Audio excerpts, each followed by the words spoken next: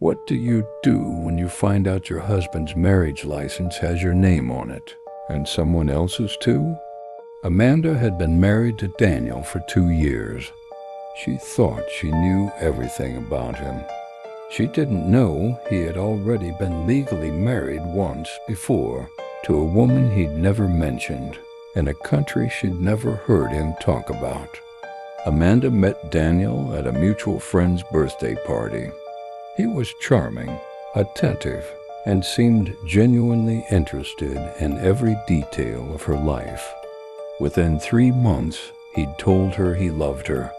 Within 8 months, he was talking about marriage. Looking back, she'd later say, it all moved faster than anything reasonable should. Daniel proposed on a rooftop with a view of the city skyline, exactly 10 months after they met. Amanda cried, said yes immediately, and called her mother before the night was even over. She had no idea that Daniel's visa status had an expiration date circled on a calendar only he could see. They married in a small ceremony 6 weeks later, faster than Amanda's family expected, but she brushed off their concerns as old-fashioned caution.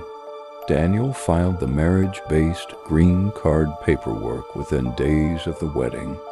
Amanda thought it was simply because he wanted to build a life with her as soon as possible. A year into the marriage, Amanda noticed Daniel would step outside to take certain phone calls. He always said it was work. He kept a second phone in the glove box of his car, which she assumed was for business too. Small oddities. She told herself nothing that meant anything on their own. 18 months after the wedding, Daniel's conditional green card was approved. He seemed relieved in a way that felt disproportionate to Amanda, almost like something heavy had finally been lifted. She chalked it up to years of visa stress finally being over. She didn't know that, for him, the marriage had just served its primary purpose. After the green card came through, Daniel became noticeably less present. He started traveling more for work, sometimes for a week at a time. He stopped initiating plans for their future the way he used to. Amanda told her sister she felt like she was married to a roommate instead of a husband. One afternoon, Amanda was looking for a phone charger and opened Daniel's travel suitcase in the closet.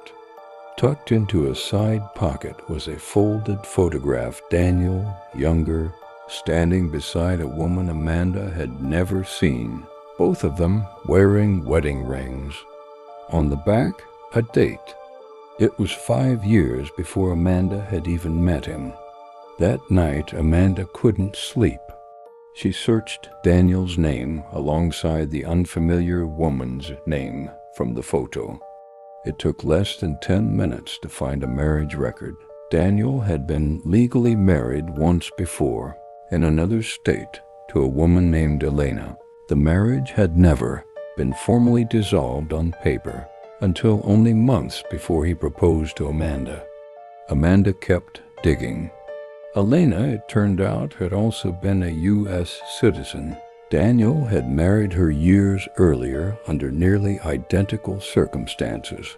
A whirlwind romance, a fast engagement, a wedding within months.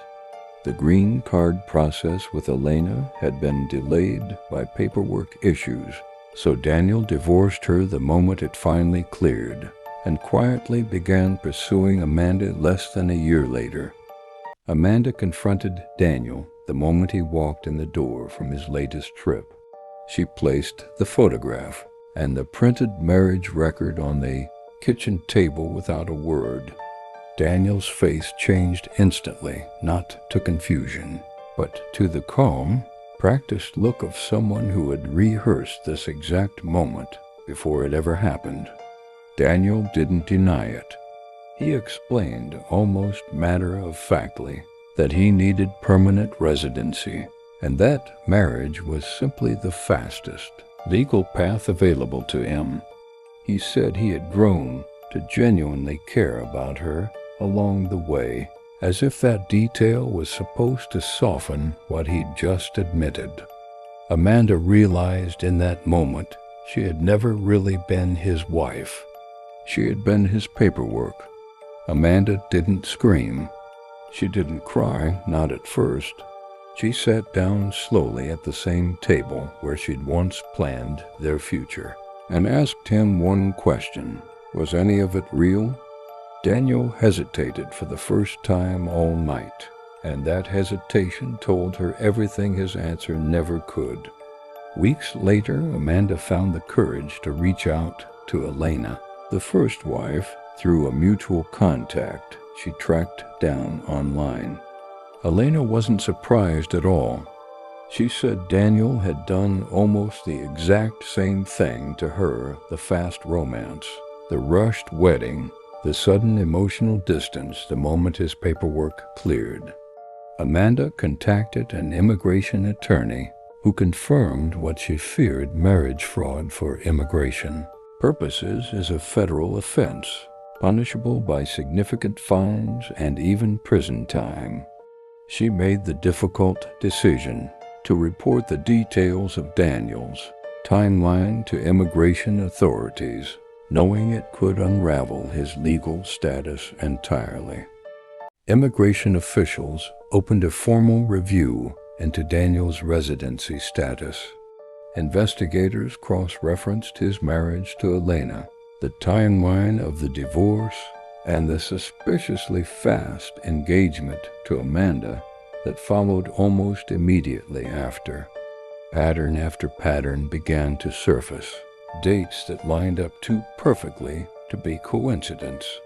When Daniel learned about the investigation, his composure finally broke. He called Amanda, first pleading, then growing angry, insisting she was destroying his life over a technicality. Amanda realized, listening to him, that even now, he still didn't seem to understand what he had actually done to two different women who had trusted him completely.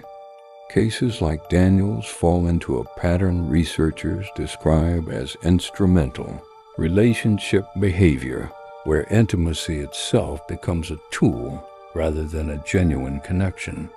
The charm, the fast declarations of love, the accelerated timeline toward marriage. These aren't accidents. They're often calculated steps toward a practical goal, dressed up convincingly as romance. People capable of sustaining this kind of long-term deception often show traits associated with instrumental or exploitative interpersonal styles, a genuine ability to perform warmth and intimacy convincingly, without necessarily feeling the emotional weight most people attach to those same actions. It isn't always conscious cruelty. For some, it's simply a learned strategy for getting needs met. For the people caught in these relationships, the damage runs deeper than the practical fallout. Amanda didn't just lose a marriage, she lost her ability to trust her own judgment. She began questioning every genuine memory, wondering which moments, if any, had been real. That kind of doubt often outlasts the relationship itself by years.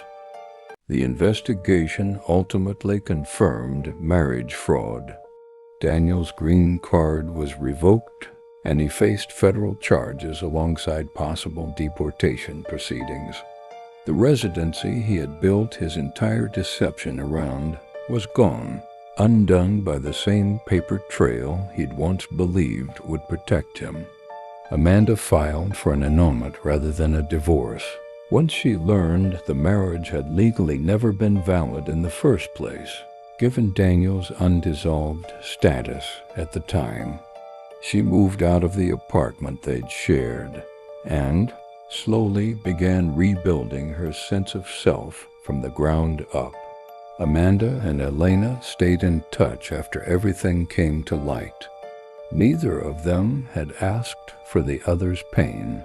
But they found something unexpectedly, steadying and no longer carrying the story alone. They'd both, in their own way, been used for the same purpose, mistaken for someone Daniel actually loved. Daniel needed a marriage to solve a problem. He never needed a wife.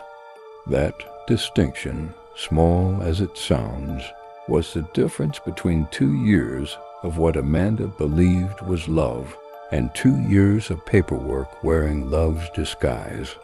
Some deceptions aren't about hatred at all, they're about convenience at someone else's expense. If you've ever looked back on a relationship and wondered which parts were real and which parts were a means to an end, you're not imagining things and you're not alone in asking that question. Comment ICIT if you've ever questioned what parts of a relationship were real